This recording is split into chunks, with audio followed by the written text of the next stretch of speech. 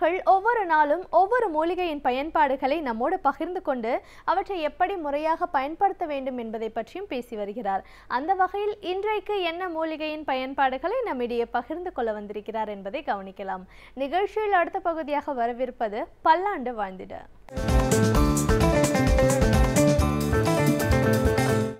அன்பான கலைஞர் தொலைக்காட்சி நேயர்களுக்கு என்னுடைய இனிமையான காலை வணக்கங்கள். இன்றைக்கி நம்ம பார்க்கக்கூடிய தாவரத்துடைய பெயர் மந்திர வஞ்சி அப்படின்னு சொல்லக்கூடிய ரொம்ப அழகான சிவப்பு நிறமான காய்களை கொண்டிருக்கக்கூடிய ஒரு தாவரம். ஆங்கிலத்தில் இதற்கு லிப்ஸ்டிக் டீன்னு சொல்லுவாங்க. லிப்ஸ்டிக் ட்ரீ, அதாவது அந்த சிவப்பு நிறமான காய்கள் இருக்கு இல்லையா, அந்த காய்களுக்கு உள்ளே பார்த்திங்கன்னா எப்படி மாதுளம் பழத்தில் விதைகள் இருக்குமோ அந்த மாதிரி விதைகளை கொண்டிருக்கும். அந்த விதைகளை நம்ம க்ரஷ் பண்ணோன்னா பார்த்திங்கன்னா சிவப்பு நிறமான ஒரு திரவம் வரதை நம்ம பார்க்க முடியும். அந்த திரவத்தை பார்த்திங்கன்னா நிறைய பழங்காலத்தில் பழங்குடியினர் நிறைய பேர் இன்றைக்கும் பார்த்திங்கன்னா உடலில் நிறத்திற்காக பூசிக்கொள்வதை நம்ம பார்க்க முடிகிறது. இந்த மந்திர வஞ்சிங்கிற தாவரம் நம்மளுடைய தமிழகத்தில் இருக்கக்கூடிய ஒரு தாவரமாக இருந்தாலும் கூட மெக்சிகோவில் ரொம்ப அதிகமாக நம்ம பார்க்கக்கூடிய ஒரு தாவரமாக இருக்கிறது.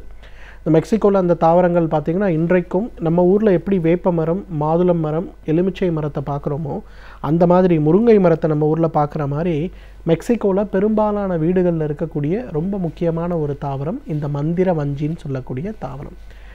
இது அங்கிருந்து இங்கே வந்ததா இல்லை இங்கிருந்து அங்கே போனதா அப்படிங்கிற வரலாற்று குறிப்புகள் நம்மளால் பார்க்க முடிவதில்லை. ஆனாலும் சித்த மருத்துவத்தில் ரொம்ப அழகாக உபயோகப்படுத்துகின்ற முக்கியமான ஒரு தாவரமாக இந்த மந்திர வஞ்சி இருக்கிறத நம்ம பார்க்க முடிகிறது. அந்த மந்திர வஞ்சியை பொறுத்தவரையிலும் கரோட்டிட் கிளாண்டுன்னு சொல்லக்கூடிய அந்த கிளாண்டில் ஏற்படக்கூடிய பிரச்சனைகளுக்கு மிக முக்கியமான ஒரு மருந்தாக பயன்படுறதை பார்க்குறோம். கழுத்து பகுதிகளில் ரொம்ப அதிகமான வீக்கம், முன்கழுத்து கழலை நோயின்னு சொல்லக்கூடிய தைராய்டு சுரப்பியுடைய ஒரு வீக்கம், அதே போல் இந்த கழுத்தில் இருக்கக்கூடிய லிம்ஃப் நோட் என்லார்ஜ்மெண்ட்டுன்னு சொல்லக்கூடிய அல்லது லிம்ஃபாடினைட்டஸ்ன்னு சொல்லக்கூடிய பிரச்சனைகளுக்கு நல்ல தீர்வளிக்கக்கூடிய மிகச்சிறப்பான ஒரு மருந்து இந்த மந்திரவஞ்சி. அந்த மந்திரவஞ்சியுடைய காய்களை பிரித்து பார்த்தோன்னா உள்ள அந்த மாதுளம்பழம் எப்படி இருக்கோ அதே போல் விதைகளை கொண்ட சாறு இருக்கும். அதை அப்படியே எடுத்து மிக்சியில் போட்டு அரைத்து 30 மில்லியாக குறைத்து காலை ஒரு வேளை இரவு ஒரு வேளை உணவுக்கு முன்பு அப்படின்னு எடுத்தாலே இந்த கழுத்து பகுதிகளில் ஏற்படுகின்ற அந்த முன்கழுத்து கழலை நோயின்னு சொல்லக்கூடிய பிரச்சனை நன்றாக குறைவதை நம்ம பார்க்க முடியும். இரண்டாவது, தைராய்டு நோய்க்கு இன்றைக்கு மருந்தே கிடையாது. ஒரு முறை உங்களுக்கு தைராய்டு சம்பந்தப்பட்ட பிரச்சனை ஏற்பட்டால் ஆயுள் முழுவதும் மருந்துகள் சாப்பிட்டு தான் தீர வேண்டும் அப்படிங்கிற ஒரு மூளைச்சலவை இன்றைக்கு பெரும்பாலும் நம்மிடையே இருக்கிறத பார்க்குறோம். 40 வருடங்களாக 30 வருடங்களாக தைராய்டுக்கான மாத்திரைகளை சாப்பிட்டு கொண்டு அந்த தைராய்டு மாத்திரைகளால் ஏற்படுகின்ற பக்க விளைவு மற்றும் அந்த தைராய்டு நோயினால் ஏற்படுகின்ற பக்க விளைவால் அவதிப்படுகின்ற பெண்கள், ஆண்கள் இன்றைக்கு நிறைய பேர் இருக்கிறத நம்ம பார்க்க முடிகிறது. ஸோ இது சம்பந்தப்பட்ட பிரச்சனைகளை குணப்படுத்துவதற்கான மிகச் சிறப்பான மருந்து இந்த மந்திர வஞ்சி அல்லது லிப்ஸ்டிக் ட்ரீ அப்படின்னு போட்டு நீங்களே சர்ச் பண்ணி பாருங்கள் கூகுளில். இதோட இலை அமைப்பு, பூ அமைப்பு, பழங்களுடைய அமைப்பெல்லாம் நமக்கு நல்லா வரதை பார்க்க முடியும். ஸோ இந்த மந்திர வஞ்சியுடைய மரப்பட்டை அப்படிங்கிறது தைராய்டு நோயை குணப்படுத்தக்கூடிய மிக முக்கியமான ஒரு மருந்துன்னு சொல்லலாம். 1 லிட்டர் அளவுக்கு தண்ணீர் எடுத்து அதில் 20 கிராம் அளவுக்கு இந்த மரப்பட்டையை போட்டு நன்றாக கொதிக்க வைத்து 500 மில்லி அல்லது 400 மில்லியாக அதை குறைத்து வடிகட்டி எடுக்கக்கூடிய அந்த ஒரு கஷாயத்தை காலை ஒரு வேளை, மதியம் ஒரு வேளை, இரவு ஒரு வேளை அப்படிங்கிற மாதிரி ஒரு 150 மில்லி சாப்பிட்டு ஒரு 3 மாதத்திற்கு பிறகு உங்களுடைய தைராய்டை செக் பண்ணி பாருங்கள். நல்ல கணிசமான முன்னேற்றம் இருக்கிறத பார்க்கலாம். 3 to 6 மாதத்துக்குள்ளே உங்களோட எண்டோக்ரைனாலஜிஸ்டோட பர்மிஷனோட நீங்கள் சாப்பிடுகின்ற தைராய்டு மாத்திரையோட அளவை படிப்படியாக குறைக்க முடியுமா அப்படின்றத கன்சல்ட் பண்ணி குறைக்க ஆரம்பிக்கலாம். நிச்சயமாக 6 மாதத்திலிருந்து 1 வருடம் வரை இந்த மந்திர வஞ்சியிலிருந்து எடுக்கக்கூடிய அந்த கஷாயத்தை நீங்கள் சாப்பிடும்போது உங்களுடைய தைராய்டு நார்மலாக பார்க்கலாம்.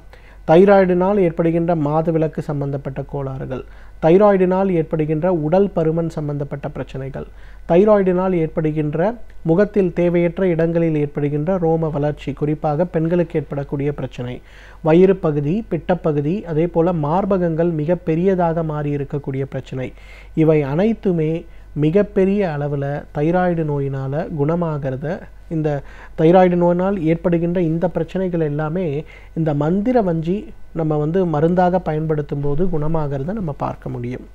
இரண்டாவது, இன்றைக்கு நிறைய பெண்களுக்கு பார்த்திங்கன்னா முதல் அல்லது இரண்டாவது பிரசவத்திற்கு பிறகு உடல் எடை மிகப்பெரிய அளவில் மாறுதல் அடையிறத நம்ம பார்க்குறோம்.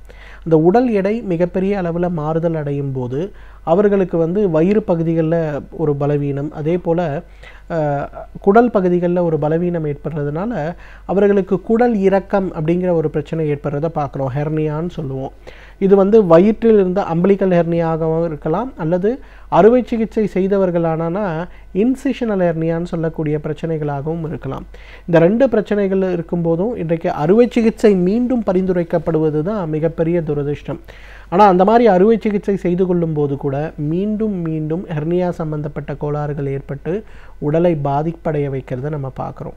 ஸோ இதை குறைக்கக்கூடிய மிகச்சிறந்த மருந்து இந்த மந்திர வஞ்சியுடைய இலையிலிருந்து எடுக்கக்கூடிய கஷாயம். 1 லிட்டர் தண்ணிக்கு 20 இலைகளை எண்ணி போட்டு நன்றாக கொதிக்க வைத்து அதை அரை லிட்டராக குறைக்க வேண்டும். வடிகட்டி எடுக்கக்கூடிய அந்த ஒரு கஷாயத்தை ஒரு தேநீர் அருந்துவது போல ஒரு 3 மணி நேரத்துக்கு ஒரு முறை ஒரு 100 மில்லிங்கிற மாதிரி நம்ம எடுத்துக்கணும். ஒரு 3 மாத காலம் இதை எடுத்து பார்க்கும்போதே வயிற்றில் இருக்கக்கூடிய அசௌகரியங்கள், வயிற்றில் இருக்கக்கூடிய கனமான தன்மை இதெல்லாம் குறையிறத நம்ம பார்க்க முடியும். 3 to 6 மாதத்துக்குள்ள வயிறு பகுதியில் இருக்கக்கூடிய அழுத்தங்கள்லாம் நன்றாக மறைந்து வயிற்றுடைய ஷேப் நார்மலாகிறத பார்க்க முடியும். 6 மாதத்திலிருந்து 1 வருடத்துக்குள்ள இந்த குடலிறக்கம் ஏற்படுவதற்கு முன்பு வயிறு எவ்வாறு நார்மலாக இருந்ததோ அதே போல் நார்மல் ஆகிறத நம்ம பார்க்க முடியும். அந்த அளவுக்கு குடல் இறக்கம் சம்பந்தப்பட்ட பிரச்சனைகளை குணப்படுத்துவதற்கு, குடல் இறக்கம் சம்பந்தப்பட்ட பிரச்சனைகளை வேகமாக குணப்படுத்துவதற்கு இந்த மந்திர வஞ்சி ஒரு மிகச்சிறந்த மருந்து என்றால் மிகையாகாது. நிறைய பெண்களுக்கு பார்த்திங்கன்னா மெனோபாஸ்க்கு பிறகு அவங்களுக்கு இந்த ஹாட் ஃப்ளஷஸ் அப்படிங்கிற ஒரு பிரச்சனை இருக்கும். எப்போ பார்த்தாலும் வந்து அவங்களுக்கு வேர்வை கொட்டிகிட்டே இருக்கும். குளிச்சுட்டு வந்தால் கூட சூடடித்து வேர்வை கொட்டுற மாதிரி இருக்கும். அப்படி இருக்கவங்க கூட இந்த மந்திர வஞ்சியிலிருந்து எடுக்கக்கூடிய கஷாயத்தை உபயோகப்படுத்தினாலே நல்ல முன்னேற்றம் ஏற்படுவதை பார்க்க முடியும். எனவே நேர்களே, இந்த மந்திர வஞ்சி அல்லது லிப்ஸ்டிக் ட்ரீன்னு சொல்லக்கூடிய ஒரு மூலிகை வந்து நம்ம ஊருக்கு நேட்டிவான மூலிகையானு எனக்கு சொல்ல முடியல. ஆனாலும் கூட நம்ம சித்த மருத்துவத்தில், ஆயுர்வேத மருத்துவத்தில் பெரும்பாலும் பயன்படுத்தப்பட்டு வருகின்ற ஒரு மூலிகையாக இருக்கிறத நம்ம பார்க்குறோம். குறிப்பாக வட இந்தியாவில் சத்தீஸ்கரில், உத்தரகண்டம் பகுதிகளெல்லாம் நல்லா பயன்படுத்தப்பட்டு வருகின்ற மூலிகையாக இருக்கிறத பார்க்குறோம். தகுந்த மருத்துவ ஆலோசனையின் பேரில் சரியான முறைப்படி இதை உபயோகப்படுத்தி வந்தோமேயானால் நம்மாலும் பல்லாண்டு காலம் ஆரோக்கியமாக வாழ்ந்திட முடியும். எழுத்தாளர் மனுஷபுத்திரன் அவர்கள் இன்றைக்கும் ஒரு சமூக பிரச்சனையை நம் கண்முன் வைத்து அவற்றை நாம் எப்படி கையாள வேண்டும் என்பதை பற்றியும் நம்மிடையே பேச வந்திருக்கிறார். அவற்றை கவனிக்கலாம். நிகழ்ச்சியில் அடுத்த பகுதியாக வரவிருப்பது தீதும் நன்றும்.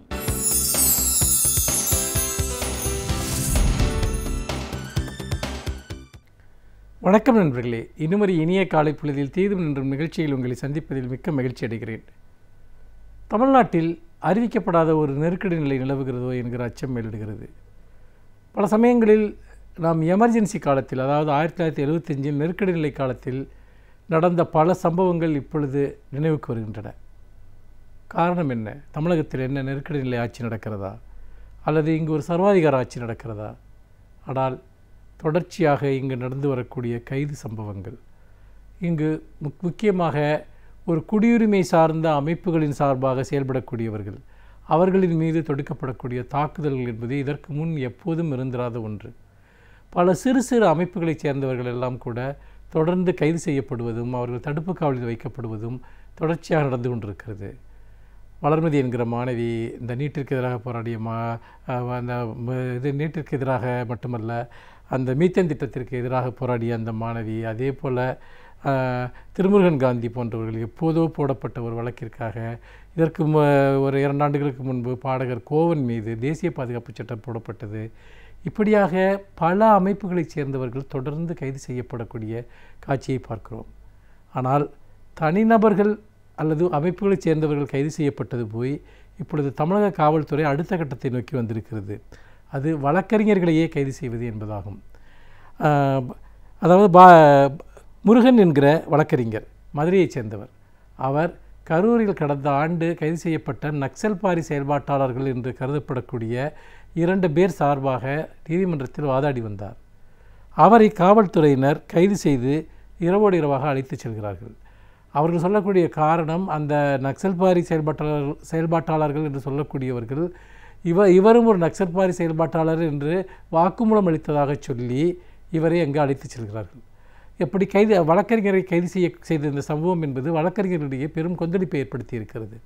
ஏனென்று கேட்டால், ஒரு வழக்கறிஞருக்கு அவர் எத்தகைய குற்றம் சாட்டப்பட்டவராக இருந்தாலும் சரி, ஒரு வழக்கறிஞர் என்கிற முறையில் அவருக்காக வாதாடுவது என்பது அது ஒரு அரசியல் சாசன ரீதியாக அவருடைய சட்டப்படியான உரிமை, கடமையும் கூட. ஏனென்றால் தன்னுடைய கட்சிக்காரருக்காக, அவருடைய நியாயங்களுக்காக வாதாடுவதற்காகத்தான் வழக்கறிஞர் என்கிற ஒரு பணியை உருவாக்கப்பட்டிருக்கிறது. அப்படி இருக்கிற போது குற்றம் சாட்டப்பட்டவருக்கு சார்பாக வாதாடுகிறவர்களையே கைது செய்ய ஆரம்பித்து விட்டால் நிலைமை எங்கே சென்று கொண்டிருக்கிறது என்பதை நீங்கள் பார்க்க வேண்டும். காவல்துறையினர் ஒருவர் மீது ஒரு குற்றத்தை நிரூபிக்க முடியாத போது அவர்களை விடுவிக்க வேண்டிய சூழல் வருகிற போது அந்த வழக்கறிஞர்களை அச்சுறுத்தி அந்த வழக்கை பலவீனப்படுத்துவதற்காக இதை அவர்கள் செய்கிறார்கள் என்பது வெளிப்படையாக தெரிகிறது. அதேபோல் கூடங்குளத்தை சேர்ந்த அந்த சுற்றுச்சூழல் சார்ந்த செயல்பாட்டாளர்களுக்காக தொடர்ந்து வாதாடி வந்த செம்மணி என்கிற ஒரு வழக்கறிஞர், அவர் மீதும் அவர் ஒரு புகாரை கொடுக்கிறார். அதாவது ஒடுக்கப்பட்ட மக்கள் சார்பாக கொடுக்கப்படுகிற புகார்களின் மீது நடவடிக்கை எடுக்காத அதிகாரிகளை தண்டிக்க வேண்டும், அவர்கள் மீது கடும் நடவடிக்கை எடுக்க வேண்டும் என்று அவர் ஒரு காவல்துறை ஆய்வாளர்கள் கடமை தவறுகிற போது அவர்கள் மீது நடவடிக்கை எடுக்க வேண்டும் என்று சொல்லி அவர் ஒரு மனுவை தாக்கல் செய்கிறார்.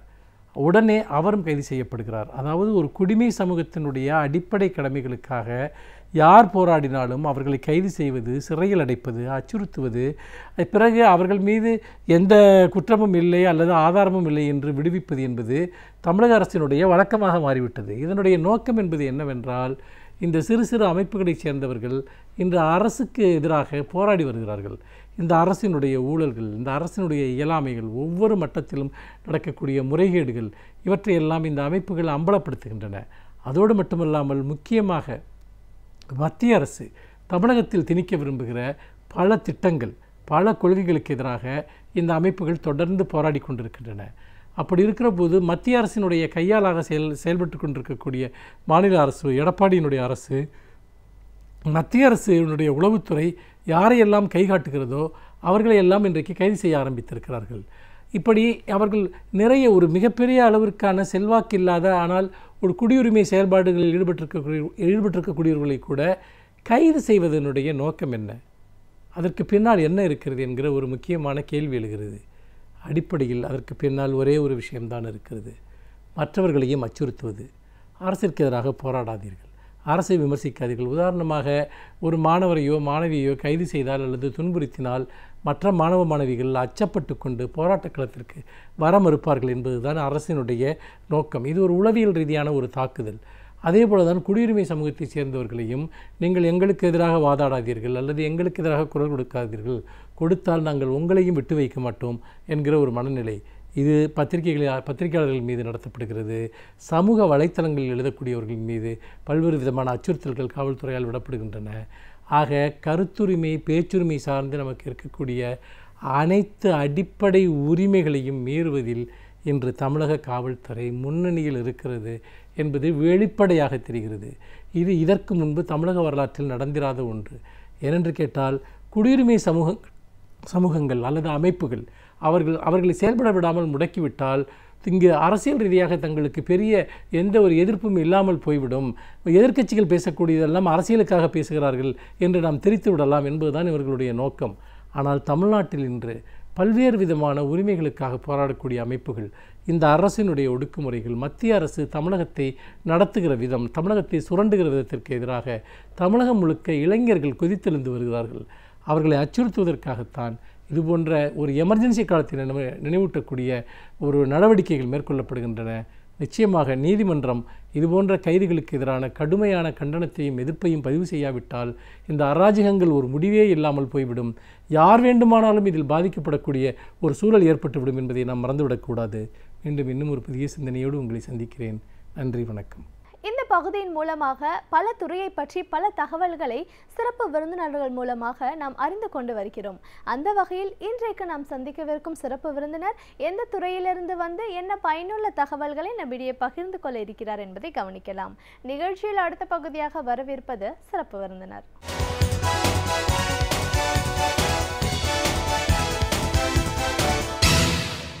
வணக்கம் நேயர்களே, விடியலை வா நிகழ்ச்சியின் சிறப்பு விருந்தினருக்கான நேரம் இது. இன்றைய சிறப்பு விருந்தினர் தோமுச பேரவையின் மாநில பொதுச் செயலாளர் திரு சண்முகம். ஒரு அமைப்போட செயலாளர் அப்படிங்கிற முறையில் தொழிலாளர்கள் எந்த அளவுக்கு பாதிக்கப்பட்டிருக்காங்க, அவங்களோட தேவைகள் என்னவா இருக்கு, அரசாங்கத்தோட செயல்பாடுகள் எப்படி இருக்குன்னு பல விஷயங்களை நம்ம இன்னைக்கு அவர்கிட்ட கேட்டு தெரிஞ்சுக்கலாம். வணக்கம் சார்.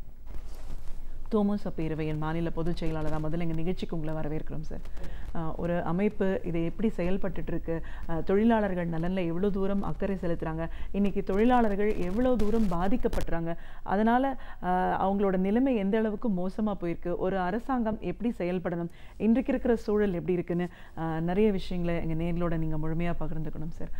இப்போது முதல்ல நம்ம ஒரு அமைப்போட செயலாளர் அப்படிங்கிற முறையில் தொழிலாளர்கள் நலன் அப்படிங்கிறது எவ்வளோ தூரம் முக்கியத்துவம் வாய்ந்தது, அதுலேயும் அடிப்படை உரிமைகள் அப்படின்னு வரும்போது இன்னைக்கு முழுமையாக பாதிக்கப்பட்டிருக்கு அப்படிங்கிற ஒரு சூழல்ல இதை நம்ம எவ்வளோ தூரம் கவனத்தில் எடுக்க வேண்டிய அவசியத்தில் இருக்கும்? பொதுவாக தொழிலாளர் நலன் என்று பார்க்கும் பொழுது எங்கள் தோமுசா பேரவையை பொறுத்தவரையில் அனைத்து வகையான தொழிலாளர்களுக்கும் ஆங்காங்கு தொழிற்சங்கங்கள் வைத்து நாங்கள் அந்த பணியை செய்து கொண்டிருக்கின்றோம். குறிப்பாக மற்ற மாநிலங்களிலும் 19 மாநிலங்களிலும் எங்களுடைய கிளைகள் இருக்கின்றது, அங்கும் நாங்கள் பணியாற்றி கொண்டிருக்கின்றோம். இதில் பார்க்கும் பொழுது அரசு துறையை சார்ந்த தொழிலாளர்கள், தனியார் துறையை சார்ந்த தொழிலாளர்கள், கூட்டுறவுத்துறையை சார்ந்த தொழிலாளர்கள், அமைப்பு சாரா தொழிலாளர்கள் என்று வகை வகையாக பிரிக்கப்பட்டு அவர்களுடைய பிரச்சனைகளை எல்லாம் அவ்வப்போது அணுகி வருகின்றோம். இது ஒட்டுமொத்தமாக இந்த தொழிலாளர்களுடைய பிரச்சனைகள் இன்று மத்திய மாநில அரசுகள் எடுக்கக்கூடிய நடவடிக்கைகள் என்று பார்த்தால் அது தொழிலாளர் விரோத ஒரு வகை மக்கள் விரோத நடவடிக்கைகளாகத்தான் இது இன்று இருந்து வருகின்றது. இந்த மத்திய அரசினுடைய நடவடிக்கைகள் பொதுவாக எந்த ஒரு பிரச்சனையையும், அதாவது பொதுத்துறையை விற்பனை செய்வது, அந்நிய முதலீடுகளை கொண்டு வருவது, இப்படிப்பட்ட தொழிலாளர் விரோத நடவடிக்கைகள் அவர்கள் ஈடுபடுவது, இதெல்லாம் ஒட்டுமொத்தமாக ஒரு பாதிப்பு ஏற்படுகின்றது. சட்டங்களை திருத்தம் செய்வது, சட்டத்தில் இருந்த உரிமைகளை பறிப்பது, இதை போன்ற நடவடிக்கைகள் ஒவ்வொன்றும் ஒரு எரிச்சல் ஊட்டுகின்ற வகையில் அங்கு இருக்கின்றது.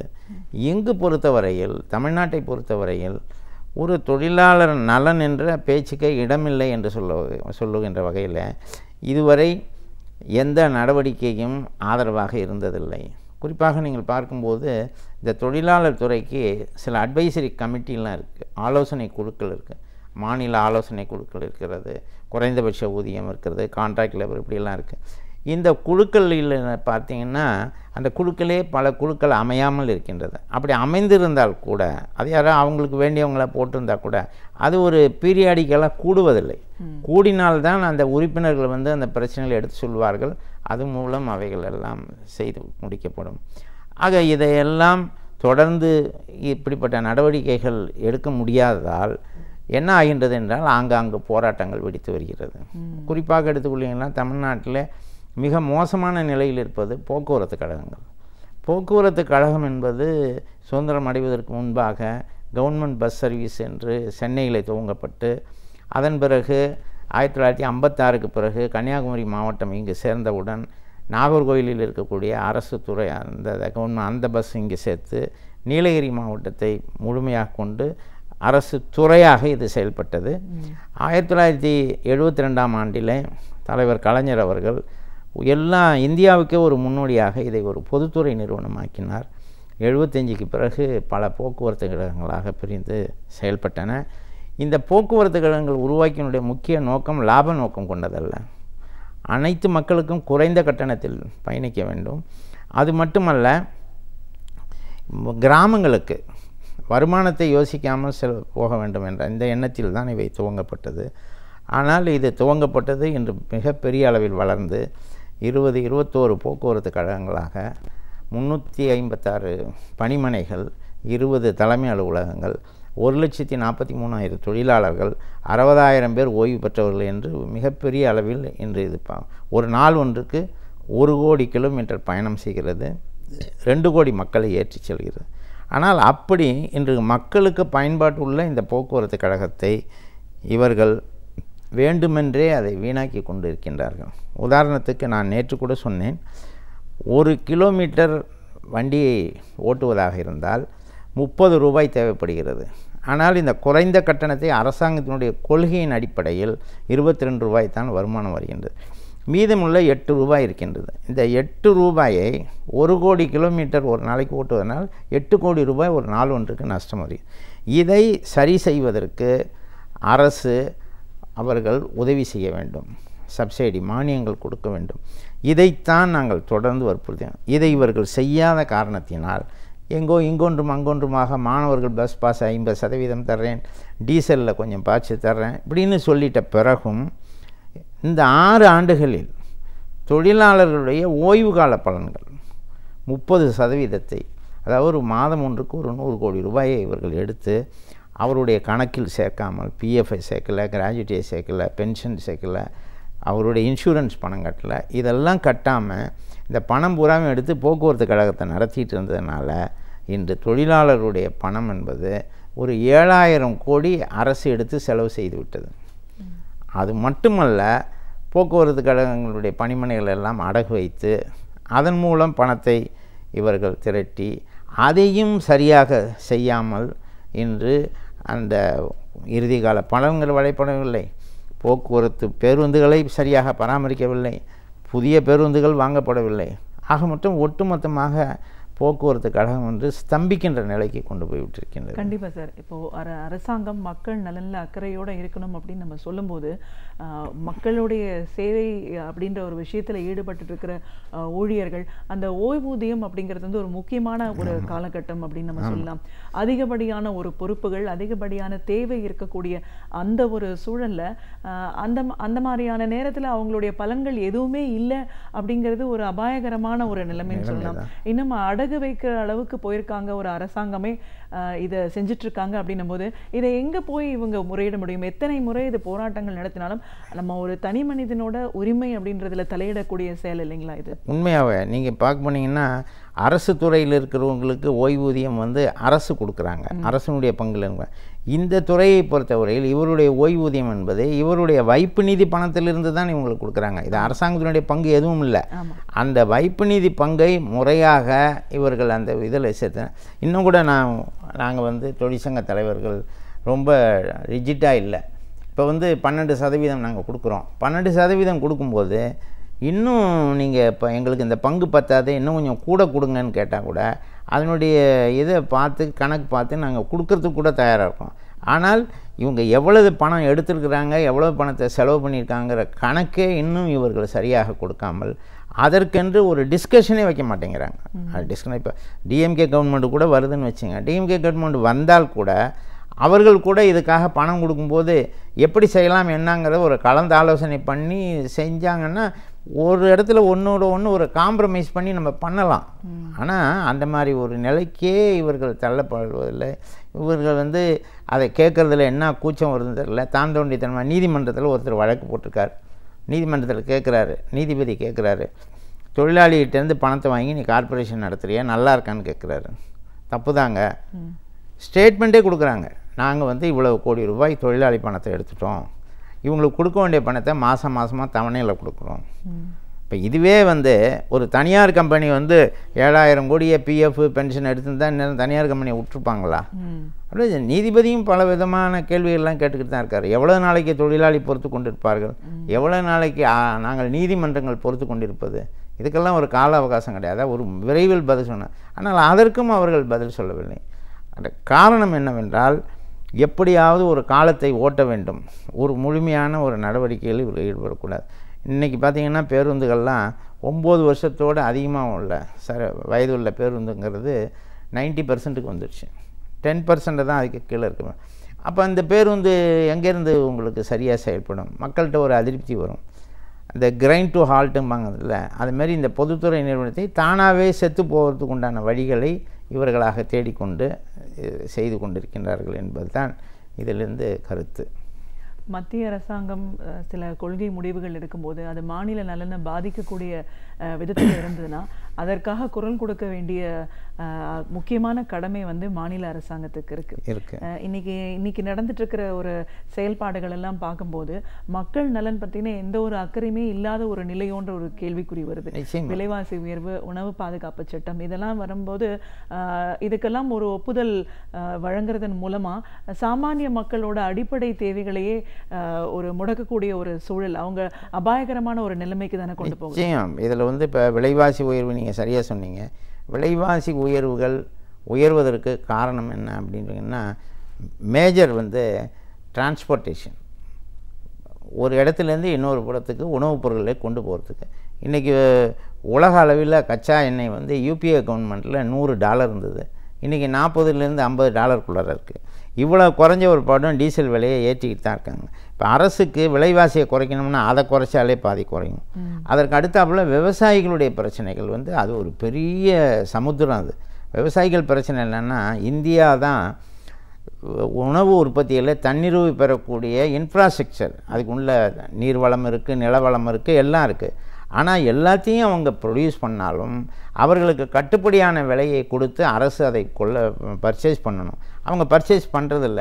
அப்போ வந்து இடைத்தரகர் வாங்கும்போது அவன் வந்து வாங்கின கடன் கொடுக்க முடியல, அவன் சூசைட் பண்ணிக்கிறான், எல்லாம் செய்கிறான். இதை பற்றி இவங்க கவலைப்படுறதே இல்லை. இப்போ விவசாயம் பண்ணுற ஆர்வத்தை குறைச்ச பிற்பாடு இவங்க இம்போர்ட் பண்ணுறாங்க.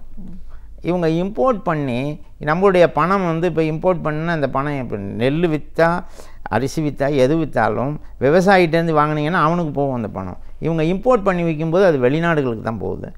ஆகையினால ஒரு விதத்தில் மறைமுகமாக விவசாயியும் க்ளோஸ் பண்ணிகிட்டு இருக்காங்க. அதே போல் வாணிபங்கள், நீங்கள் எந்த ஒரு இண்டஸ்ட்ரி எடுத்துக்கிட்டிங்கன்னா, இண்டஸ்ட்ரியில் வந்து இங்கே மேனுஃபேக்சர் பண்ணி இங்கே நம்ம உபயோகப்படுத்திக்கிட்டு இருந்தோம் அப்படின்னு சொன்னால் அது அந்த தொழிலுக்கு போகும்போது அங்கே தொழில் சார்ந்த நிறுவனத்துக்கு நல்லது, தொழிலாளிக்கு நல்லது. ஆனால் பட்டாசு உற்பத்தியை கூட ரொம்ப உயிரை பணயம் வச்சு வேலை செய்கிறது. அது அந்த பட்டாசு கூட சைனாவிலேருந்து இறக்குமதி பண்ணுறாங்க. ஆக இது மாதிரி அவங்களுடைய கொள்கை, இந்த கொள்கைகள் பூராவுமே இந்தியாவில் இருக்கக்கூடிய இதெல்லாம் மேக் இன் இண்டியா, டிஜிட்டல் இண்டியான்னு சொல்கிறாங்களே தவிர எங்கேயுமே மேக் இன் இண்டியாங்கிறத விட ஸ்பாயில் இண்டியா தான் ஜாஸ்தியாக இருக்குது இவங்களுடைய அந்த நடவடிக்கை. இப்போ மோட்டார் வெஹிக்கிள் ஆக்டில் ஒரு அமெண்ட்மெண்ட் கொண்டு வர்றாங்க. மோட்டார் வெஹிக்கிள் ஆக்ட் அமெண்ட்மெண்ட் வந்தது அப்படின்னு சொன்னால் போக்குவரத்து கழகத்தில் வேலை செய்கிற தொழிலாளிகளுக்கு மட்டும் பாதிப்பல்ல, ஓட்டுநர்களில் உரிமம், அதுக்கப்புறம் நீங்கள் ரிஜிஸ்ட்ரேஷன், அப்புறம் ரோட்டில் போகும்போது உங்கள் வண்டிக்காக உள்ள நடவடிக்கைகள், இதெல்லாம் வந்து அவங்க டிசிப்ளின்னு கொண்டு போய் சுத்தமாக வந்து இந்த சட்டம் முழுமையாக அமலுக்கு வருமையானால், நான் அடிக்கடி சொல்கிறது உண்டு, சட்டம் முழுமையாக அமலுக்கு வந்ததுன்னா வண்டிகள் பூராவும் சாலையில் நிற்கும், ஓட்டுநர் பூராவும் ஜெயிலில் இருப்பார்கள். அந்த அளவிற்கு. இன்னொன்று என்னன்னு கேட்டால், இப்போ பர்மிட் கொடுக்குறோம். பர்மிட் கொடுக்குறது மாநிலத்தினுடைய உரிமையில் இருக்குது. பர்மிட் கொடுக்குறது இப்போ இவங்க என்ன சொல்கிறாங்க, நாங்கள் மத்திய அரசினுடைய உரிமைக்கு எடுத்துக்க போகிறோம். இப்போ நீங்கள் கன்னியாகுமரியிலேருந்து டெல்லி வரலையும் ஒருத்தர் உரிமை கேட்டாங்கன்னா கொடுத்துருவாங்க. கொடுத்துட்டா அப்போ இந்த நம்மளுடைய பஸ்ஸுக்கெல்லாம் இருக்குது, அவன் போட்டு ஓட்டுவான், அவன் எந்த கட்டணம் வேணாலும் வச்சுக்குவான். அப்படின்னு வரும்போது மாநில அரசினுடைய உரிமையை பறிக்கும்போது, மாநில அரசுக்கு உரிமை இல்லைன்னு கொடுத்து போனால் கூட மக்களுடைய சேவை என்பது அங்கே பாதிக்குது. இப்படி மறைமுகமாக இப்படிப்பட்ட ஒரு இது ஒன்று கொடுத்தாங்க. யூபிஏ கவர்மெண்ட்டில் கூட loss making PSU public sector அண்டர்டேக்கிங்கை டிஸ்இன்வெஸ்ட்மெண்ட் பண்ணலாம் அப்படின்னு ஒரு ஒத்த கருத்து வந்தது. ப்ராஃபிட் மேக்கிங்கை ஒரு காலமும் டிஸ்இன்வெஸ்ட்மெண்ட் பண்ண. ரெண்டாவது வந்து சேல்ஸுங்கிறது எதுக்கும் போகக்கூடாது, அதுலேருந்து இன்னொரு யூனிட் வேணால் ஆரம்பிக்கலாமே அப்படிங்கிறது தான் இது. இப்போ இவங்க என்ன பண்ணுறாங்க, ப்ராஃபிட் மேக்கிங் கம்பெனியை ஸ்ட்ராட்டஜி ஃபார் சேல்ஸ்னு கொண்டு வர்றாங்க.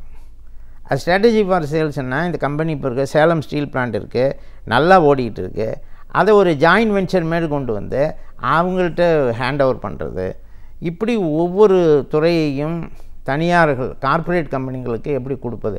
ஆக மொத்தம் அவருடைய வந்து நிதி ஆயோக்கினுடைய அட்வைஸே என்னன்னு கேட்டிங்கன்னா, அரசு சார்பில் எந்த துறையும் செயல்படக்கூடாது அப்படிங்கிறது தான். அது அதில் அரசு சார்பில் எந்த துறையும் சரி தனியாருக்கு போகிறதில்ல. என்னன்னு கேட்டிங்கன்னா, முதல்ல வேலைவாய்ப்பு போயிடுது.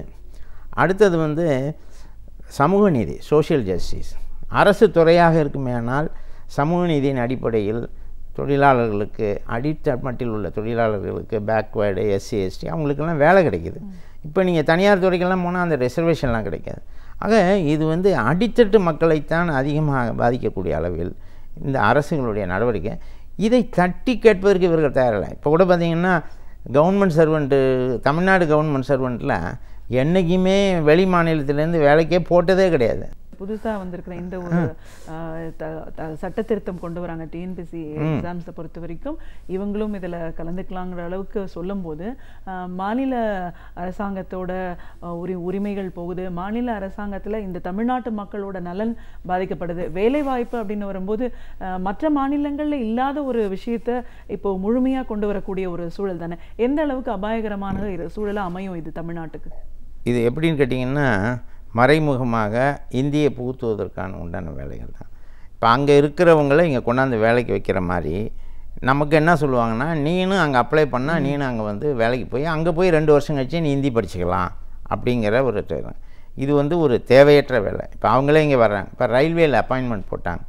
ஏறத்தாழ ஒரு 6000-7000 பேர் நார்த் இந்தியனை கொண்டாந்து போட்டாங்க. நார்த் இந்தியனை கொண்டாந்து போட்டு அவனால் 6 மாதம் கூட இருக்க முடியல. அவன் ட்ரான்ஸ்ஃபர் கேட்டுக்கிட்டே இருக்கான்.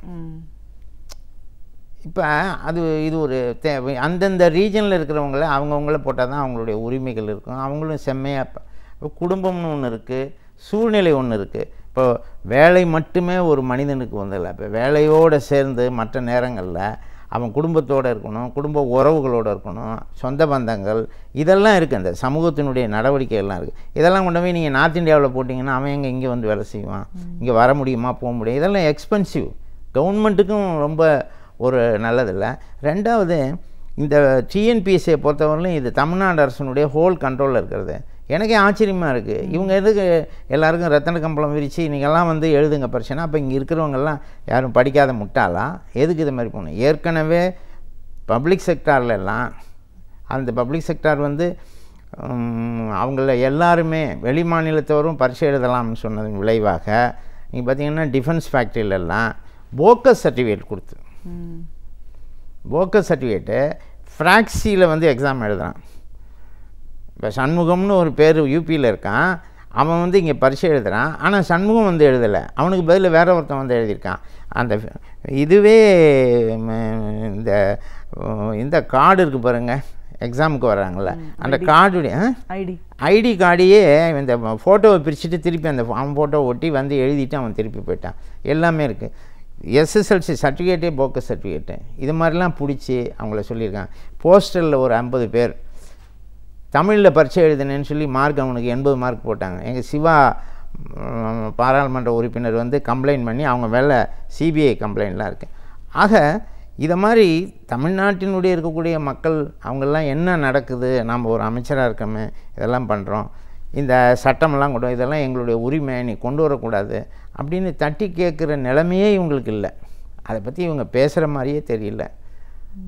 அதுக்கு ஒரு உதாரணம் தான், கவர்னர் வந்து இவங்களை வாட்ச் பண்ணும்போது கூட இவங்க தட்டி கேட்க முடியாமல் இருக்காங்க. கண்டிப்பாக சார். நடுவில் ஒரு அறிக்கையெல்லாம் சமர்ப்பித்தாங்க மாநில அரசாங்கம், அதிமுக அரசு, உலக முதலீட்டாளர்கள் மாநாடு. இந்த மாநாட்டின் மூலமாக இவ்வளோ தூரம் நம்ம முதலீடு கிடச்சிருக்கு, ஸோ வேலை வாய்ப்புகள் இங்கே பெருகும் அப்படின்னு சொல்லிட்டு. இன்றைக்கி இவ்வளோ பிரச்சனைகளுக்கு மத்தியில் அந்த மாநாடு என்ன ஆச்சு, அதன் மூலமாக கிடைச்ச பணம் அதை எப்படி இது பண்ணியிருக்காங்க அப்படின்னும் போது எந்த அளவுக்கு வேலை வாய்ப்புக்கான ஒரு வாய்ப்பு உத்தரவாதம் இப்போ இந்த அரசு கொடுத்துருக்கு? இல்லை, இவங்க அப்போ வந்து ஒரு மாநாடு நடத்தி அதன் மூலம் லட்சக்கணக்கான பேருக்கு வேலை வாய்ப்பு வரும், கோடிக்கணக்கான ரூபாய்கள் இன்வெஸ்ட்மெண்ட் வரும்னு சொன்னாங்க. ஆனால் அதன்படி எந்த இன்வெஸ்ட்மெண்ட்டும் வரல, யாருக்கும் வேலை வாய்ப்பு இல்லை. இப்போ ரிசல்டன்ட் என்னன்னு கேட்டிங்கன்னா, இருக்கிற வேலை வாய்ப்பு போயிருக்கு. இப்போ எலக்ட்ரானிக் கம்பெனிகள் நீங்கள் எடுத்துக்கிட்டிங்கன்னா, எலக்ட்ரானிக் கம்பெனி பூராவுமே வைண்டப் பண்ணிட்டு போகிறாங்க. இன்னும் இது டெக்ஸ்டைல் கூட நீங்கள் பார்த்தீங்கன்னா, டெக்ஸ்டைலில் கூட பிரச்சனைகள் வந்து அது கூட இங்கேருந்து எடுத்துக்கிட்டு ஆந்திரா போன்ற இடங்களுக்கு கொண்டு போகிறாங்க. இப்போ அவங்க வந்து உனக்கு எல்லா வசதியும் செஞ்சு தரேன்னு சொல்லி அங்கே போகிறாங்க. அப்படி இருக்கும்போது இங்கே வேலைவாய்ப்பு உருவாக்கப்பட்டது இருக்குன்னா இன்னும் சில கம்பெனி எக்ஸிஸ்ட் ஆகுது. இப்போ இது ஹுண்டாய் இந்த கம்பெனிலாம் அவங்க எப்படி எக்ஸிஸ்ட் பண்ணுறாங்க அப்படின்னா, இவங்களுடைய ஒரு தவறான அணுகுமுறையினால் ரோபோவை டெவலப் பண்ணுறாங்க. இப்போ நம்ம நாட்டில் உழைக்கின்ற மக்கள் நிறைய பேர் இருக்காங்க, படித்தவனுங்க நிறைய பேர் இருக்காங்க. எந்த நாட்டில் ஆள் கிடைக்கலையோ அங்கே ரோபோ வச்சுக்கிட்டா சரிங்களா. ஆனால் இங்கே வந்து இந்தியாவில் வர இண்டஸ்ட்ரிக்கு ரோபோவை லைசன்ஸ் கொடுக்க வேண்டிய அவசியம் என்ன இருக்குது? இப்போ இதெல்லாம் மறைமுகமாக நடக்குது, இவங்களுக்கு தெரிஞ்சே தான் நடக்குது. இப்போ எதுவுமே இவங்க வந்து இவங்களுக்கு தெரியாத ஒன்றும் இல்லை. இவங்களுடைய துறைகள் எந்த துறையும் இயங்குவதே கிடையாது. ஒரு இடத்துல ஃபேக்ட்ரி இருக்குது, அந்த ஃபேக்ட்ரியில் 200 பேர் செத்து போயிட்டாங்கங்கிறாங்க. அந்த ஃபேக்ட்ரி இன்ஸ்பெக்டரை நம்ம கேட்டோம்னா அவனுக்கு அந்த மாதிரி ஒரு ஃபேக்ட்ரி இருந்தே தெரியலங்கிறான். அதனால் இந்த நிர்வாகத்தினுடைய கண்ட்ரோல் இல்லாத நிலை தான் இன்று இருந்து கொண்டிருக்கின்றது. இதனால் வந்து சாதாரண மக்கள், அன்றாடம் வேலை செய்கின்ற மக்கள், இவங்கள்லேருந்து மேலே இருக்கக்கூடிய உழைக்கின்ற அத்தனை பேருக்கும் வந்து மேலே இருக்கக்கூடிய அதிகாரிகளாக அவங்களுக்கு நம்ம என்ன செய்கிறதுன்னு தெரியாமல் இருக்காங்க. கீழே இருக்கிற ஒர்க்கர் வந்து எங்கே போய் வேலை செய்கிறதுங்கிற கஷ்டத்தில் இருக்காங்க. இதுக்கு இடையில் அரசு துறையில் இவங்க பண்ணுற இது ஒரு கன்சல்டேஷனே இல்லை. ஒட்டுமொத்தமாக சொல்ல போனோம்னா அப்படி தான் இருக்குது. இன்றைக்கு இருக்கிற அரசியல் சூழலில் என்ன மாதிரியான ஒரு நிலைப்பாடு, ஒரு மாற்றத்தை வந்து மக்கள் எதிர்நோக்கி இருக்காங்க? ஏன்னா எந்த ஒரு பிரச்சனைக்குமே தீர்வு காணாத ஒரு சூழல், இந்த இருக்கக்கூடிய இந்த 4 ஆண்டுகளை கையில் வச்சுக்கணும் அப்படின்ற ஒரே எண்ணத்தோடையே இன்னைக்கு மாநில அரசாங்கம் முழுமையாக மத்திய அரசாங்கத்துக்கிட்ட தங்களை அடிபணிஞ்சு நடந்துக்கூடிய இந்த சூழலில் மாற்றம் அப்படிங்கிறது எவ்வளோ தூரம் முக்கியமானதாக இருக்குது? இதில் உங்களுக்கு இப்போ எடுத்துக்கிட்டிங்கன்னா மத்திய அரசாங்கம் நான் செய்கிற வேலையை நான் செஞ்சிட்ருப்பேன், நீ வந்து நாங்கள் சொல்கிறதுக்கு எஸ் தான் பண்ணணும், நீ இதை மீறி நீ எதை செஞ்சாலும் உனக்கு நான் ஒன்றும் செய்ய மாட்டேன் அப்படிங்கிறதுக்கு உதாரணம் தான் நீட் தேர்வு.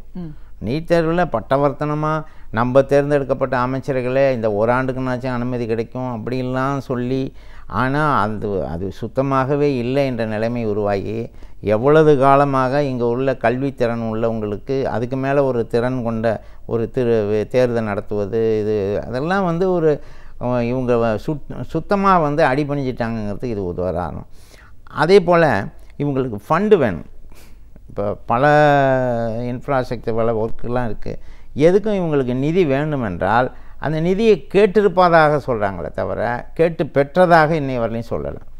எதையுமே இவங்க கேட்டு பெற்றதாக சொல்ல. இந்த சூழலில் மத்திய அரசு இவங்களை ஒரு கைப்பாவையாக வச்சு ஒரு பொம்மையாக வச்சு அதில் ரொம்ப டெக்னிக்காக பண்ணுறாங்க. செய்கிற தப்புக்கு மாநில அரசு காரணம், ஆனால் தப்பை செய்விப்பது மத்திய அரசு. ஆக இவங்களுக்கும் இதில் எப்படி தான் ஒரு நம்ம மக்களால் தேர்ந்தெடுக்கப்பட்டவமே எதுக்கு இன்னொருத்தங்கிட்ட டான்ஸ் ஆடிக்கிட்டு இருக்கணுங்கிற கொஞ்சம் சிந்தனையே இல்லாமல் இருக்குது.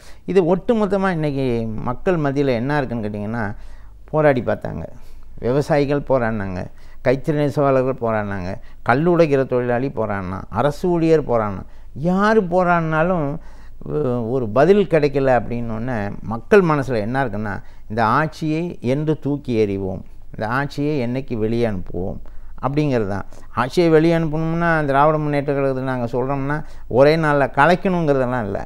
மக்கள் விரோத ஆட்சியாக இருக்கிறது, மக்களுடைய சக்தி, மக்களுடைய அந்த ஆதரவை கொண்டு இவர்களை வெளியேற்றுவது என்பது தான் சரியாக இருக்கும் என்பது தான்.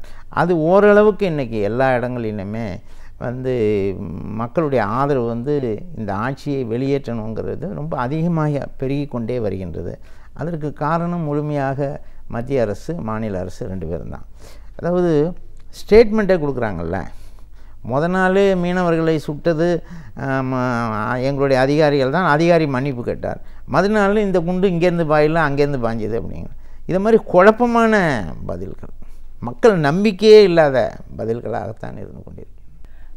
இவ்வளோ பிரச்சனைக்கு மத்தியில் திமுக செயல் தலைவர் தளபதி ஸ்டாலின் அவர்கள் வந்து இன்னும் ஒவ்வொரு இடங்களும் மாவட்டங்களுக்கும் போய் இன்னைக்கு இருக்கிற சூழலை சார்ந்து பிரச்சனைகளை சார்ந்து குரல் கொடுத்து பேசிகிட்டு இருக்காரு.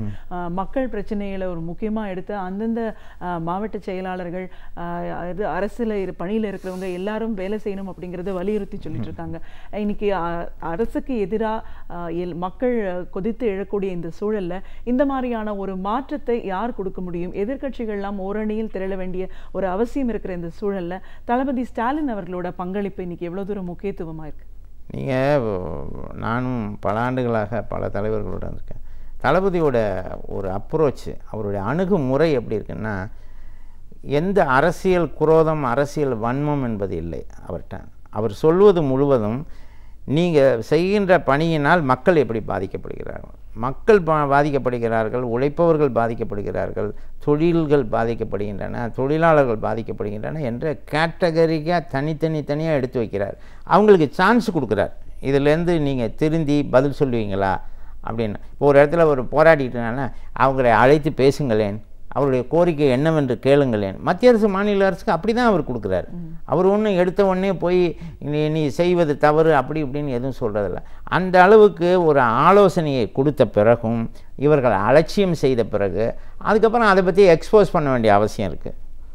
இன்னைய வரையிலையும் தளபதி அவர்கள் கொடுத்திருக்கின்ற எந்த ஸ்டேட்மெண்ட்டும், இந்த அரசு செஞ்சிருக்க ஸ்டேட்மெண்ட்டுக்கு சரியான பதில்களை எந்த மத்திய மாநில அமைச்சர்கள் கொடுத்துருக்காங்க ஒன்றே ஒன்று சொல்லுவாங்க, உங்கள் ஆட்சியில் இருந்ததுன்னா.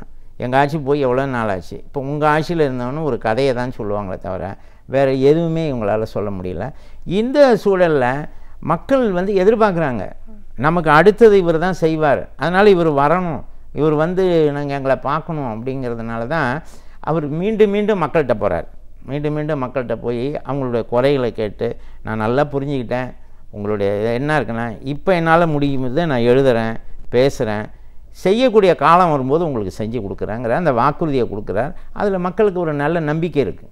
அவர் நமக்கு நாமே பயணத்தின் போது கூட என்ன சொன்னார், ஆட்சியில் இருந்தாலும் இல்லாவிட்டாலும் உங்களை சந்திப்பேன்னு. இப்போ ஒரு 2 வருஷம் ஆகிப்போச்சு. இப்போ 2 வருஷம் ஆகிப்போச்சுன்னா இப்போ உடனே ஒரு திட்டம் போட்டார், மறுபடியும் போய் மக்கள்களை அங்கங்கே எங்கே இருக்கிறாங்க மக்களை சந்திப்பது, இதெல்லாம் செய்யணும். இன்னும் ஒரு பங்கு என்னன்னு கேட்டால், இளைஞர்கள் மத்தியில் இளைஞர்களை ஒரு விஷத்தை தூவி, இந்த திராவிட இயக்கங்களே இப்படி தான், இந்த அரசியல்வாதிகளே இப்படி தான் சொல்லி இந்த சோஷியல் மீடியா மற்றும் மீடியாக்கள், இந்த பத்திரிகையாளர்கள் இவங்கெல்லாம் ஒரு புரளியை கிளப்பி விட்டு அதனுடைய வேகம் ரொம்ப ஜாஸ்தியாக இருந்தது. நீங்கள் ஜல்லிக்கட்டு போராட்டத்தெல்லாம் பார்த்திங்கன்னா மக்கள் எழுச்சி இருந்தது தவிர அதில் அரசியல் எதிர்ப்பு இருந்தது. ஆனால் இன்றைக்கி உள்ள நிலைமை ஐடி நிறுவனங்கள் எல்லாம் வேலை இழப்பு, இதுக்கெல்லாம் பிறகு எல்லோரும் திரும்பி பார்க்குறாங்க. ஒரு வேகத்தில் அவங்க போயிட்டாங்க. இப்போ அவங்களுக்கு அது வழி தெரியலன்னொன்னே, இது எந்த வழியுமே இல்லைன்னொன்னே இப்போ திரும்பி பார்க்குறாங்க. திரும்பி பார்த்தா வழிகாட்டக்கூடியவர் யாராக இருக்கிறார் என்றால் அது தளபதியாக இருக்கிறார். அவரால் தான் முடியும் என்ற அந்த நம்பிக்கை அவர்கள் மத்தியில் இருக்கின்றது.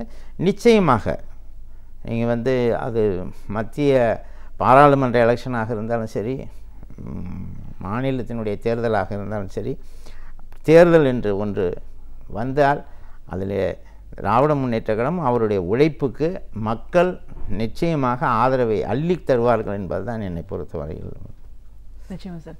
தோமுச பேரவையின் மாநில செயலாளர் அப்படிங்கிற முறையில் இன்றைக்கி தொழிலாளர்கள் நலம் அப்படிங்கிறது எவ்வளோ தூரம் தேவை, எவ்வளோ தூரம் தொழிலாளர்கள்லாம் பாதிக்கப்பட்டிருக்காங்க, மாநில அரசாங்கத்தோட செயல்பாடு எவ்வளோ ஒரு மோசமான நிலைமைக்கு இன்றைக்கி எல்லா தரப்பு மக்களையும் கொண்டு போயிருக்கு, இதிலிருந்து ஒரு மாற்றம் அப்படிங்கிறது எவ்வளோ தூரம் தேவை, அதை செய்யக்கூடிய இடத்துல தளபதி ஸ்டாலின் அவர்கள் எவ்வளோ தூரம் இன்றைக்கி முன்னேறி போயிட்டுருக்கான்னு பல விஷயங்களை எங்களோட நீங்கள் முழுமையாக பகிர்ந்ததுக்கு நன்றி. பல்கலைக்கழகங்களிலிருந்து நூல்களை படித்து நாம் அறிந்து கொள்ள வேண்டிய பல அரிய தகவல்களை பேராசிரியர் சுபவீர பாண்டியன் அவர்கள் ஒவ்வொரு நாளும் இந்த பகுதியின் மூலமாக நமக்கு எடுத்துரைக்கிறார். அந்த வகையில் இன்றைக்கு என்ன பயனுள்ள தகவல்களை நமக்காக கொண்டு வந்திருக்கிறார் என்பதை கவனிக்கலாம். நிகழ்ச்சியில் அடுத்த பகுதியாக வரவிருப்பது ஒன்றை சொல் நன்றி சொல்.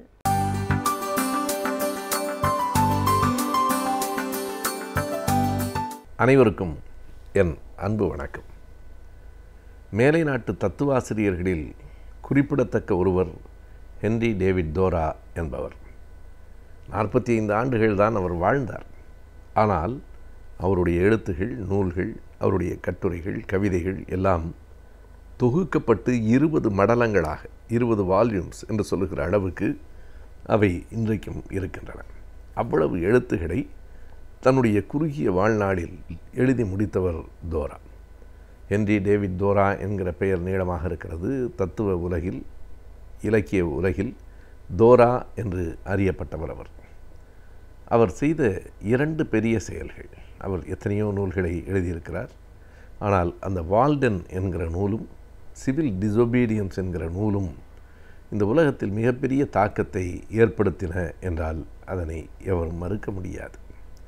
அதில் அந்த வால்டன் என்கிற நூலை அவர் எழுதுவதற்கு என்ன எழுத வேண்டும் என்று நினைத்தாரோ அதை தன் அனுபவத்தில் முதலில் உணர வேண்டும் என்று கருதி அவர் மேற்கொண்ட அந்த முயற்சி எல்லோரையும் வியப்பில் ஆழ்த்தியது. தன்னந்தனியாக 2 ஆண்டுகளுக்கு மேலாக அவர் காடுகளுக்கு இடையில் வாழ்ந்தார்.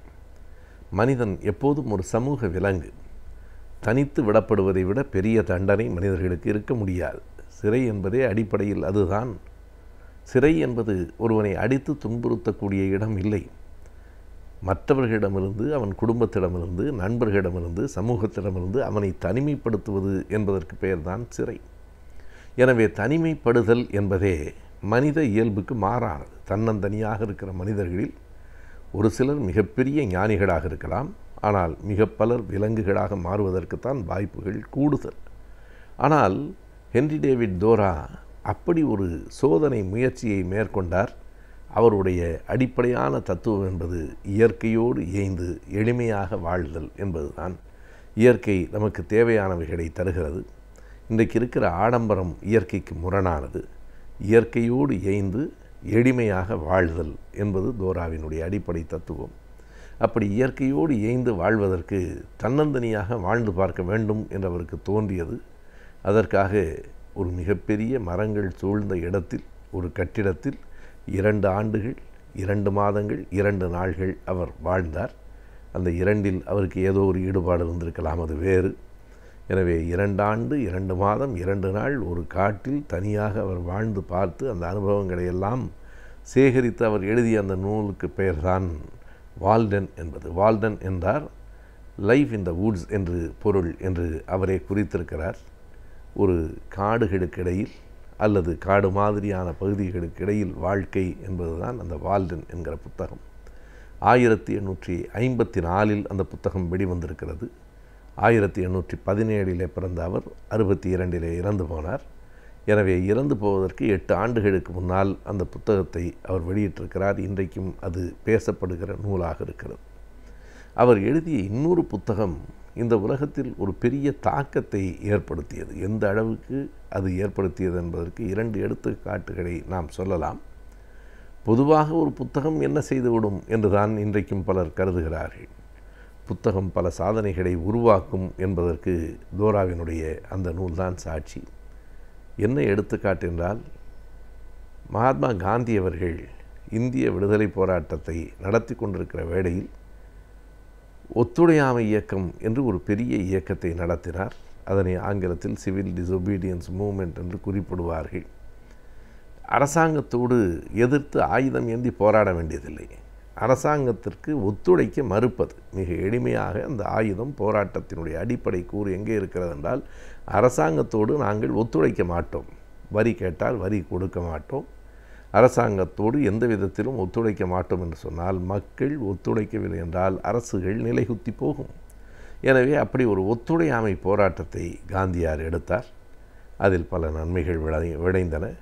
பல இடங்களில் தோல்வியாகவும் அது முடிந்தது. ஆனாலும் அந்த ஒத்துழையாமை இயக்க போராட்டம் என்பது இந்திய வரலாற்றில், குறிப்பாக இந்திய விடுதலை போராட்ட வரலாற்றில் குறிப்பிடத்தக்க இடத்தை பெற்றிருக்கிறது. காந்தியார் என்ன சொன்னார் என்றால், அமெரிக்காவை சேர்ந்த ஹென்றி டேவிட் தோரா என்கிறவர் எழுதிய சிவில் டிசொபீடியன்ஸ் என்கிற புத்தகத்தை நான் படித்தேன். அந்த புத்தகம்தான் எனக்குள் ஒரு பெரிய தாக்கத்தை ஏற்படுத்தி இப்படி ஒத்துழையாமை இயக்கம் என்கிற ஒரு இயக்கத்தை இந்தியாவில் நடத்துவதற்கு தூண்டுகோலாகவும் மூலமாகவும் இருந்தது என்று சொல்லுகிறார். காந்தியினுடைய தாக்கத்திற்கு உட்பட்டு மண்டேலா போன்றவர்கள் இயக்கத்தை நடத்தினார்கள் என்று நாம் பார்க்கிறோம். ஆனால் காந்தியாரிடத்திலேயே ஒரு பெரிய தாக்கத்தை ஏற்படுத்தியது தோரா எழுதிய அந்த சிவில் டிசொபீடியன்ஸ் என்கிற புத்தகம்தான். அதைத்தான் அப்படியே இயக்கத்தின் பெயராகவும் காந்தியார் மாற்றினார், ஒத்துழையாமை இயக்கம் என்று. இது இந்தியாவிலே மட்டும்தான் நடந்ததா என்றால் இல்லை, அமெரிக்காவிலும் மார்ட்டின் லூதர் கிங் இதை போலவே ஒரு ஒத்துழையாமை இயக்கத்தை நடத்தி ஒரு பெரும் வெற்றியை கண்டார். மக்கள் அத்தனை பேரும் மார்ட்டின் லூதர் கிங் பக்கம் இருந்தார்கள். இங்கே எப்படி சாதியின் பெயரால் மனிதர்கள் ஏற்றத்தாழ்வுக்கு ஆளாகி இருக்கிறார்களோ, அதைப்போல அமெரிக்கா, ஐரோப்பா போன்ற நாடுகளில் நிறத்தின் அடிப்படையில் மக்கள் ஏற்றத்தாழ்வுகளுக்கு உள்ளாக்கப்பட்டிருக்கிறார்கள். யாருடைய தோலெல்லாம் வெள்ளையாக இருக்கிறதோ அவர்களெல்லாம் உயர்ந்தவர்கள், யாருடைய தோல் கருப்பாக இருக்கிறதோ அவர்கள் இழிந்தவர்கள் அல்லது அடிமைகள் என்று கருதப்பட்ட காலம் மிக கடுமையாக அமெரிக்காவில் நிலவிற்று. ஆப்ரஹாம் லிங்கன் போன்றவர்களினுடைய முயற்சியால், மார்ட்டின் லூதர் கிங் போன்றவர்களுடைய கடுமையான போராட்டத்தால் அந்த நிலை இன்றைக்கு மாறியிருக்கலாம். ஆனால் இன்றைக்கும் கூட அடியோடு அது போய்விட்டது என்று சொல்ல முடியாது.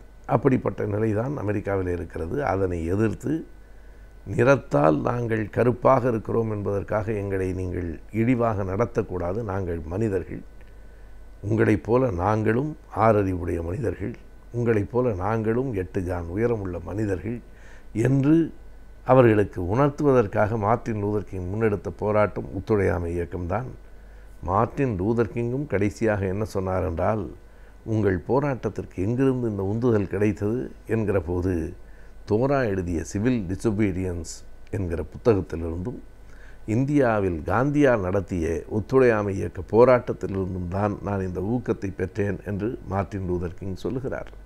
எனவே ஒரு புத்தகம் என்ன செய்துவிடும் என்கிற அந்த கேள்வி நியாயமானதில்லை, அது உண்மையானதும் இல்லை. சில வேளைகளில் புத்தகங்கள் உலக சாதனைகளை செய்து காட்டும் என்பதற்கு தோராவின் புத்தகம் அடிப்படை. தோரா ஒரு மிகப்பெரிய தத்துவாசிரியர். அவருடைய கருத்துகள் எல்லாவற்றையும் அப்படியே ஏற்றுக்கொண்டு விட முடியுமா என்று கேட்டால் மாறுபட்ட சிந்தனைகள் இருக்கின்றன. இஸ் அன் அபாலிஷனிஸ்ட் என்று சொல்லுவார்கள். எல்லாவற்றையும் அடித்து நொறுக்குகிற போக்குடையவர். அரசாங்கமே வேண்டாம், எது மிகச்சிறந்த அரசு என்றால் செயல்படாமல் இருக்கிற அரசு தான் என்று அவர் சொல்லுவார். அதற்கு என்ன பொருள் என்றால், தனியாக அரசென்று ஒன்று இருந்து செயல்பட வேண்டியதில்லை, மக்களே செயல்பட வேண்டும் என்று சொல்லுவார். அது உடனடியாக இயற்கைக்கு ஒத்து வருகிற, நடைமுறைக்கு ஒத்து வருகிற ஒன்று இல்லை என்றாலும் இப்படி மாறுபட்ட சிந்தனைகளை கொண்டவர் தோரா தத்துவ உலகில் இன்றைக்கும் உலகெங்கும் பேசப்படுகிறவராக இருக்கிறார். அறிவியலின் முன்னேற்றம், தொழில்நுட்பத்தின் வளர்ச்சி, இவைகளை வைத்துதான் ஒரு நாட்டின் பொருளாதாரம் அமைகிறது. அந்த வகையில் தற்போது அறிவியலில் ஏற்பட்டிருக்கும் முன்னேற்றத்தை பற்றியும் தொழில்நுட்பத்தின் வளர்ச்சியை பற்றியும் இன்றைக்கும் இந்த பகுதியின் மூலமாக நாம் அறிந்து கொள்ளலாம். நிகழ்ச்சியில் அடுத்த பகுதியாக வரவிருப்பது ஆலோசனை நேரத்தில் அறிவியல் மற்றும் தொழில்நுட்பம்.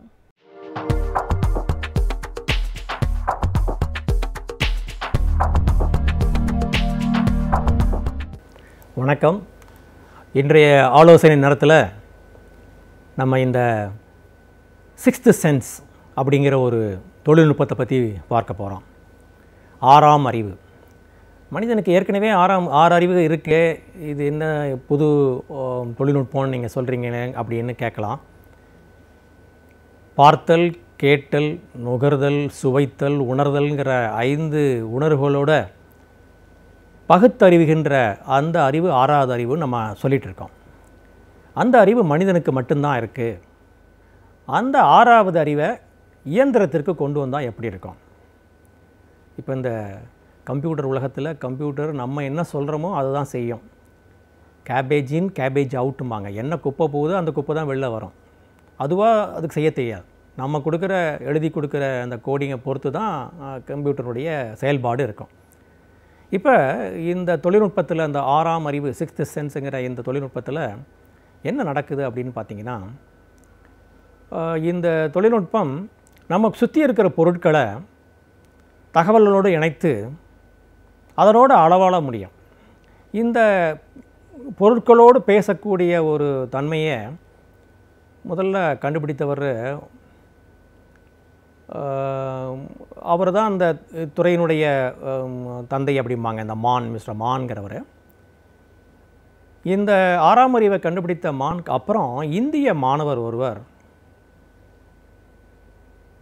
பிரணாப் மிஸ்த்ரி அப்படிங்கிறவர் இந்த 6ஆம் அறிவினுடைய அடுத்த கட்டத்திற்கு இந்த தொழில்நுட்பத்தை கொண்டு போனார். இந்த தொழில்நுட்பத்தை விலை கொடுத்து வாங்கிறதுக்கு நிறைய பேர் இருந்தாலும் கூட பிரணாப் மிஸ்த்ரி என்ன சொல்லிட்டாருன்னா, இது ஓப்பன் சோர்ஸ் கோடு தான், அதாவது காசு இல்லாத ஒரு சாஃப்ட்வேர் தான், இதை நான் விலைக்கு விற்கிறதுக்கு ரெடியாக இல்லை.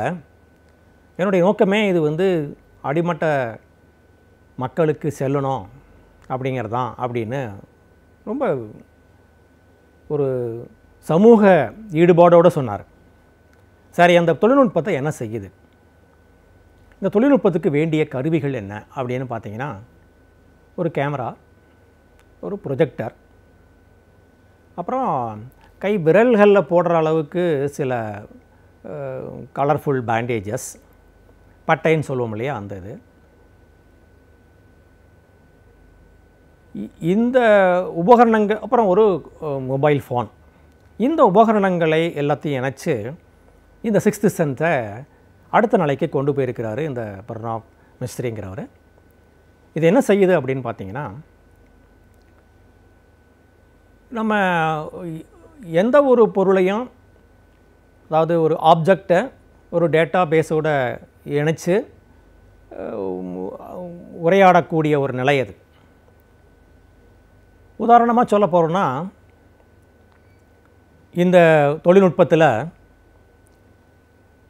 ஒரு உதாரணமாக நான் இங்கே இருக்கிறேன்னு வச்சுங்களேன், என்னை சுற்றி ஒரு 5-6 கேமராக்கள் பல கோணத்தில் என்னை படம் பிடித்துட்டு இருக்கோம்.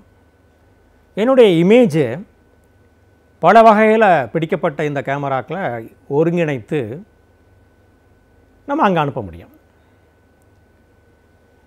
இந்த டெக்னாலஜியில் பெரிய அளவில் பெரிய பொருட்கள் தேவையில்லை. இதனால தான் இது என்ன சொல்கிறாங்கன்னா, உடலில் அணியக்கூடிய ஒரு கம்ப்யூட்டர் அப்படிம்பாங்க. ஏன்னா மொபைல் ஃபோனு, ஒரு சின்ன கேமரா, ஒரு பட்டைகள், இவைகள் தான். இவைகளை கொண்டே ஒரு கம்ப்யூட்டர் இயக்க முடியும். நம்ம தனியாக கொண்டு போகணுங்கிற, ஒரு லேப்டாப் மாதிரி கொண்டு போகணுங்கிற அவசியம் இல்லை. ஒரு மொபைல் ஃபோன் பையில் இருக்கும், கேமரா எந்த இடத்துல நிற்குமோ அந்த இடத்துல கேமராக்கள் இருக்கும். இதுதான் இதனுடைய அமைப்பு. இது என்னென்னலாம் பண்ணலாம் அப்படின்னு பார்த்தீங்கன்னா, உதாரணமாக ஃபோன் பண்ணணும்னு ஆசைப்பட்றீங்க வச்சுங்களேன். ஃபோன் பண்ணுறதுக்கு தனியாக நீங்கள் ஒரு கீபோர்டு இருக்கணுங்கிற அவசியம் இல்லை. இந்த கீபோர்டை கையில் ஒலி வகையாக செலுத்தி நமக்கு 1 2 3 4 எண்களோட எழுத்துக்களும் வர ஆரம்பிச்சிடும். அதை நம்ம டைப் பண்ணி இங்கேருந்து பண்ணாலே உங்களுக்கு ஃபோன் இயங்க ஆரம்பிக்கும். மணி பார்க்கணும் அப்படின்னா ரிஸ்ட் வாட்ச் கட்டணுங்கிற அவசியமே இல்லை. இந்த கையில், இந்த ரிஸ்ட் இடத்துல, இந்த மணிக்கட்டில் ஒரு வட்டமான ஒரு உருவத்தை கொண்டு அதில் எண்களை கொண்டு வச்சுட்டோம்னா அன்றைக்கி இப்போ என்ன டைம் அப்படிங்கிறத பார்க்க முடியும். ஆக ஒரு ஃபோன் பண்ண முடியும்.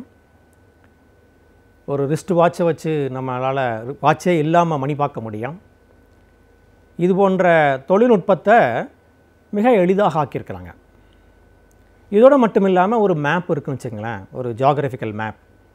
அந்த ஜியாகிரபிக்கல் மேப்பில் எப்படி ஜிபிஆர்எஸில் நம்ம போக போக அந்த இடங்கள் நகர்ந்துக்கிட்டே போகுதோ, அதுபோல் இந்த மேப்பில் நம்ம இந்தியாவிலிருந்து லண்டனுக்கு போகிறோம் அப்படின்னா எந்த வகையில் போகலாம் அப்படின்னு நீங்கள் கையை கொண்டு அந்த அந்த மேப்பில் நகர்த்தினாலே அந்த இடத்துக்கு நம்ம அப்படியே போக முடியும்.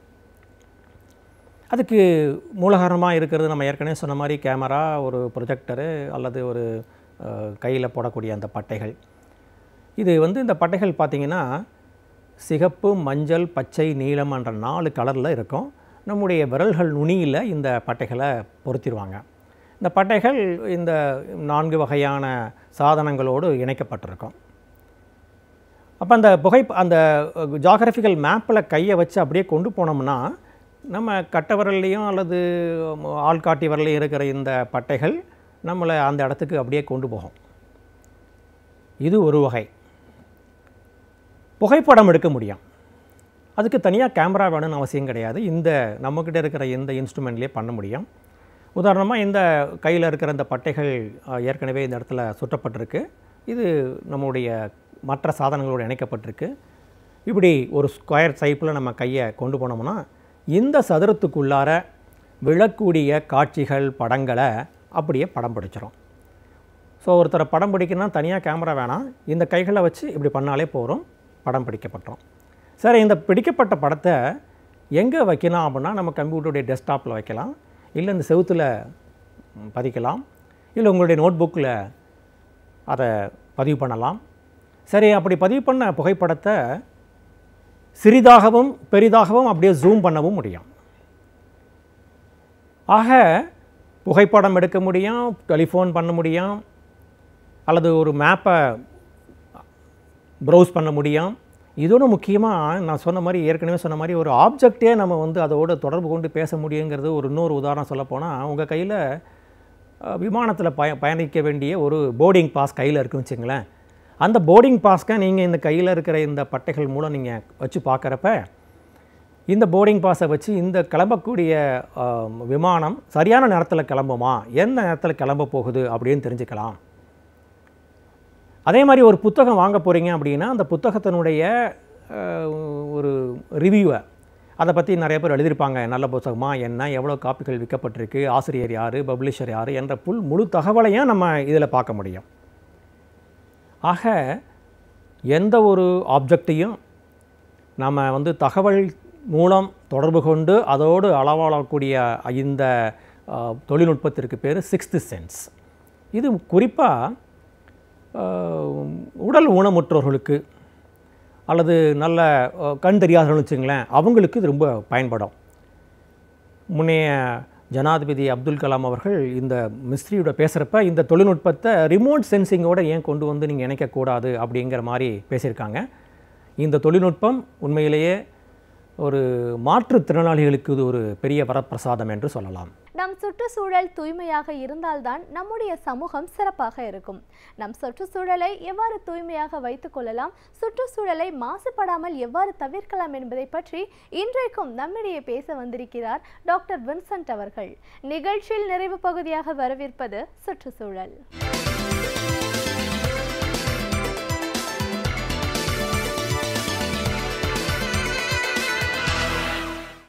மழை என்பது ஒரு வரப்பிரசாதமான இயற்கையின் கொடை.